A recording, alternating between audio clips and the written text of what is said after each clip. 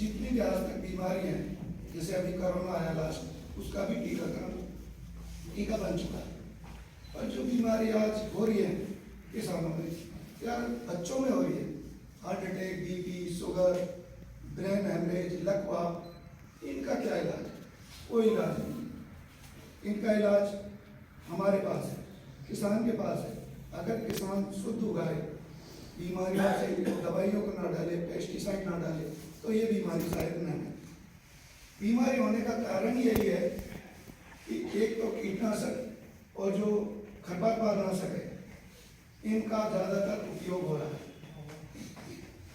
अब बात आती है जैविक की, जैविक करें तो डीएपी की पूर्ति कैसे करें, यूरिया की पूर्ति कैसे करें, फंगिसाइड कैसे बनाएं, कीटनाशक कैसे बनाएं।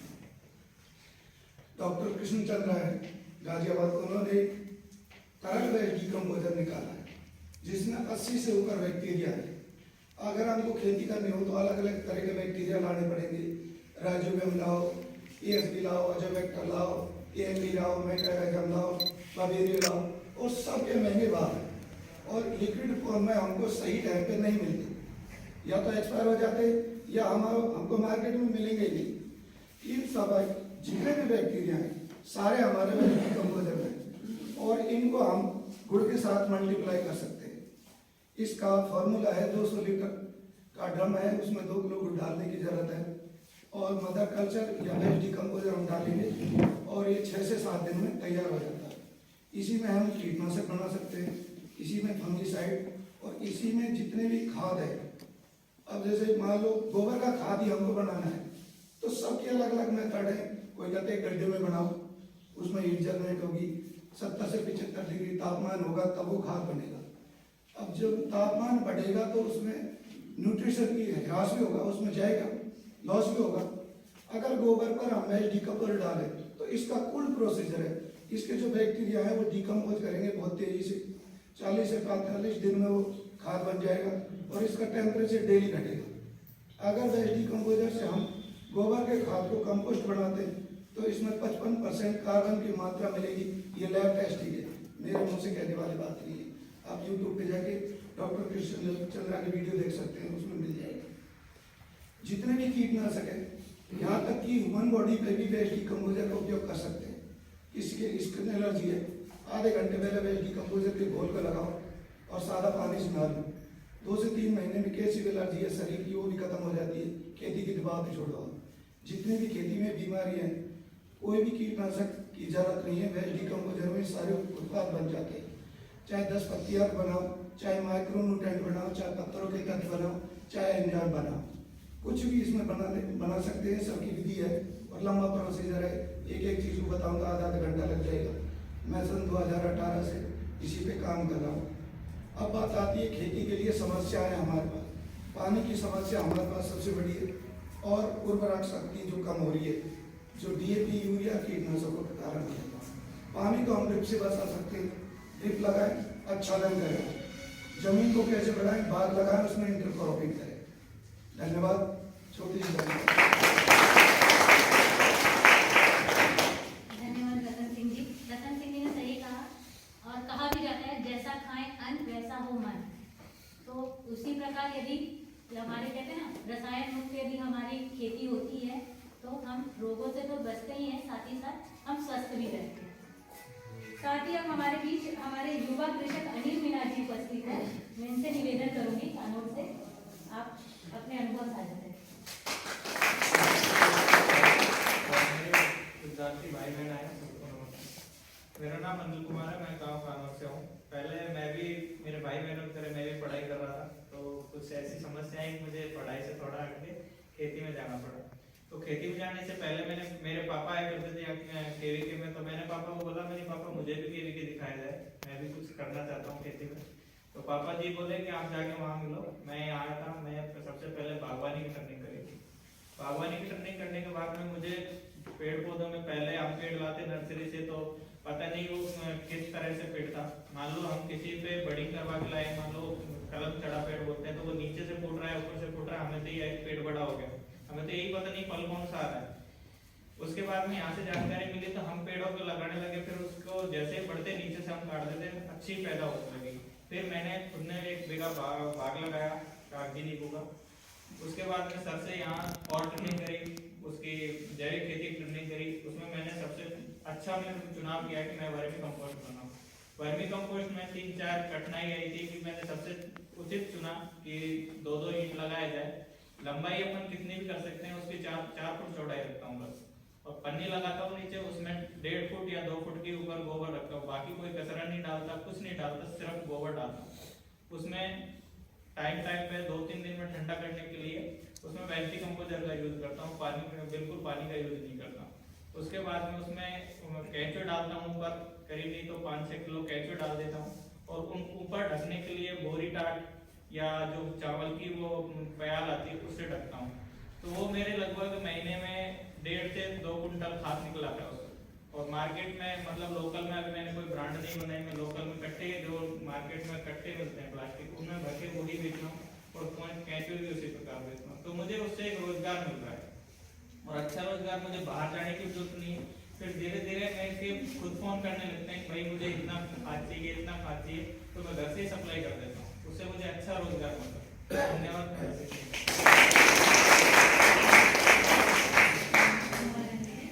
इसी कड़ी में हमारे नेक्स्ट स्पीकर रामकिशन सैनी जी गुर्जरपुर को दिए।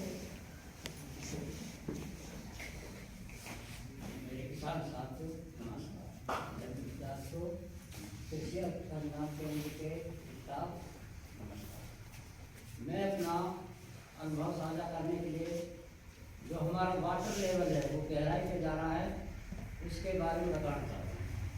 तो इससे कम पानी में ज़्यादा से ज़्यादा सिंचाई हम किस तरह कर सकते हैं, उससे हमें फव्वारा सिस्टम, जो मिनी फव्वारा आता है, उससे बढ़िया फसल पैदा होती है और पानी की भी आवश्यकता बहुत कम होती है। तो मैंने पिछले साल 6 बीघा में मिनी फव्वारा लगाए थे, उससे मेरी पैदावार 40 से 42 मन प्रति बीघा गेहूँ की मिली है। जबकि उससे पहले मेरे को 25 से 30 मन से ज़्यादा पैदा नहीं मिली। तो इस कारण 1 इंची पानी पर भी हम 3 से 4 बीघा में गेहूँ की फसल ले सकते हैं। उससे बहुत पानी की बचत होती है। नमस्कार।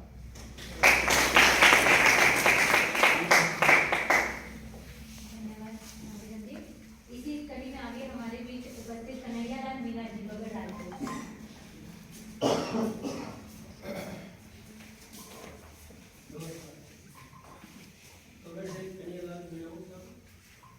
एक साल से अभी तीन बार में डॉक्टर साहब ने जुड़ा हूँ और इन्होंने मुझे कुछ पक्षी वगैरह पालने के लिए दी थी।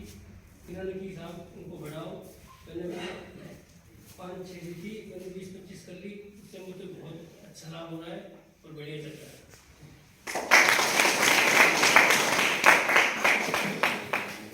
ये हमारे कृषक सूरज मल जी से निवेदन करूंगी कि वो अपने अनुभव साझा करें। आज ये किसान भाइयों, मैं अभी 1 साल से इसमें जुड़ा हूँ। पहले मुझे सैगल फाउंडेशन वाले थे जो प्रोजेक्ट चल रहा था, उन्होंने हमें बागवानी के बारे में बताया और मैंने 2 बीघा बेर लगाए। करीब 3 साल हुए हैं। यानी कि जो बागवानी में है, जो इनकम अच्छी होती है। अभी मेरा प्रोजेक्ट चालू हुआ है। पिछली वर्ष केवल 2 कुंटल बेर आए थे, अब तो उसमें करीब 25 कुंटल बेर आए हैं और 40 किलो आना।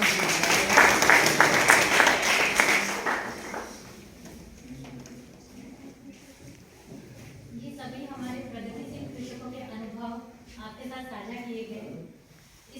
इसी में मैं हमारे केंद्र के डॉक्टर वरिष्ठ वैज्ञानिक एवं अध्यक्ष डॉक्टर सुभाष चंद्र यादव जी से निवेदन करूंगी कि वो कृषकों को 2 शब्द दें।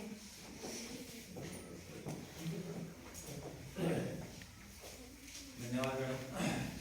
आज इस किसान सम्मान दिवस के उपलक्ष्य में हमारे मंचासीन सभी कृषक भाइयों को और सभी अतिथियों का हार्दिक अभिनंदन, स्वागत। इस किसान सम्मान दिवस की हार्दिक शुभकामनाएं, बहुत बहुत ढेर सारी बधाइयाँ। आज का जो किसान दिवस है, मैडम ने बताया 21 21वां किसान दिवस हम मना रहे हैं। इस देश में किसानों की, जो कि किसानों के लिए जाना जाता था, किसानों के लिए देश था, किसानों की आन बान शान से देश प्रफुल्लित था, पूरे विश्व को एक तरह से भरण पोषण करने वाला देश था, जिसको लोग आक्रांताओं ने एक तरह से अटैक कर करके हमारे देश को छलनी किया या इसको लूट लूट के लेके गए। जब देश आज़ाद हुआ उसके बाद में फिर समस्या क्या आई, खाद्यान्नों की हमारे देश में कमी हुई तो फिर वैज्ञानिकों की और किसानों की मेहनत का परिणाम ये हुआ कि हरित क्रांति आई। हरित क्रांति में क्या था, रसायनों का उपयोग हुआ, कुछ नई नई तकनीकियों का उपयोग हुआ, नई वैरायटियों का उपयोग हुआ, तो हम आत्मनिर्भर हुए, भोजन के रूप में हम अपने देश को खिलाने के कड़ी में आ गए। लेकिन हमने अत्यधिक दोहन किया चीज़ों का, बहुत सारे रसायनों का बहुत ज़्यादा प्रयोग किया, जिससे आज वापस उर्वरा शक्ति और प्रदूषण की समस्या हुई। अब फिर हम वापस जैविक और प्राकृतिक खेती की तरफ जा रहे हैं, जिसमें हमारे किसान भाई आज बता भी रहे थे। और किसानों का सम्मान, मैं पूर्व में भी बात कर रहा था कि किसानों का सम्मान सिर्फ एक दिन नहीं होता, किसानों का सम्मान हर दिन होता है। हर दिन में हम जब भी भोजन खाने बैठते हैं, जब हम अन्नदाता का शुक्रिया अदा करते हैं, उस किसान का सम्मान के रूप में हम अपने आप को गौरवान्वित महसूस कर रहे हैं। क्योंकि किसान जो है वो हमारे लिए सिर्फ अन्न ही नहीं, हमारा शरीर, हमारा वातावरण, हमारा सब कुछ जो है मेंटेन रखता है। ये जो इस साल की आप लोगों ने अगर देखा होगा या कहीं पढ़ा होगा, इस साल की जो किसान दिवस की जो थीम है, वैसे हर जो विशेष उत्सव होता है उसकी कोई ना कोई एक थीम होती है। अगला वर्ष हम मोटे अनाज के रूप में मनाएंगे, जो पोषक अनाज है उसके रूप में, जिसके लिए बाजरा और ये जो कंदन फसलें हैं, जितनी भी बाजरा है, रागी है, मड़ई है, जो कोदो है, कुटकी है, बहुत पहले होती भी थी, पुराने लोग शायद जानते भी होंगे। मंडिया वगैरह होती थी हमारे देश में, मतलब राजस्थान में भी। अब सिर्फ पहाड़ी क्षेत्रों तक सिमट कर रहेगी। राजस्थान में जो जई, ज्वार और बाजरा, ये मोटे अनाजों में है, जिनमें बाजरा भी मेरे को नहीं लगता नए जो हमारे स्टूडेंट्स हैं वो लोग खाते होंगे कभी बाजरा, नहीं खाते हैं, बहुत कम खाते हैं, अगर खाते भी तो बहुत कम खाते हैं। पुराने लोग जरूर ठंड में पूरे टाइम, जबकि गेहूं तो आप ये मान के चले 1960 में जब बाहर से जब हम लाए तो 1966 में, उसके बाद में गेहूं का प्रचलन बढ़ा है। और ओकेजनली कोई त्योहार होता था तभी गेहूं खाते थे, बाकी नहीं खाते थे। बाकी हमारे जो स्थानीय फसलें थी वही खाते थे, जिसमें ताकत थी, जिसमें पोषण था।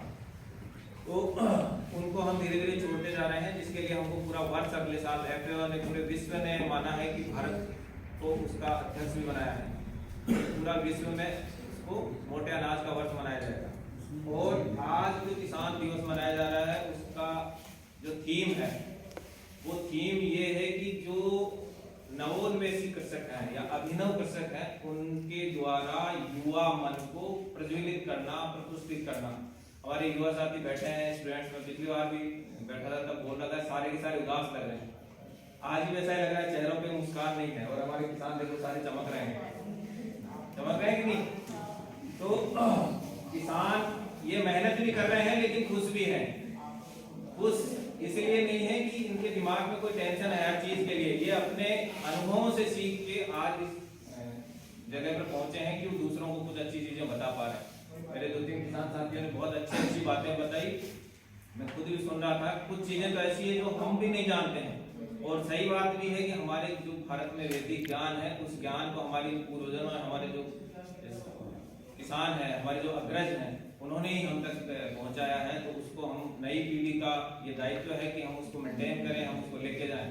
हम सिर्फ पाश्चात्य देशों से संस्कृति या पाश्चात्य देशों के जो तकनीक हैं उन्हीं पे ना जाएं, हमारी जो जड़ें हैं उनको भी हम मजबूत रखें।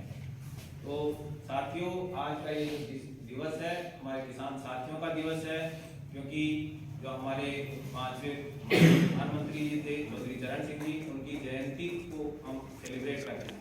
वो एक किसान परिवार से आते थे और उन्होंने लघु और सीमांत कृषकों की दशा, दयनीय दशा बोलूंगा मैं तो, उस टाइम की देखी और उसको संसद तक उठाया। उसके बाद में जितनी भी योजनाएं जो बनना शुरू हुई, वो छोटे किसानों को, लघु सीमांत कृषकों को देख के योजनाएं बन रही हैं।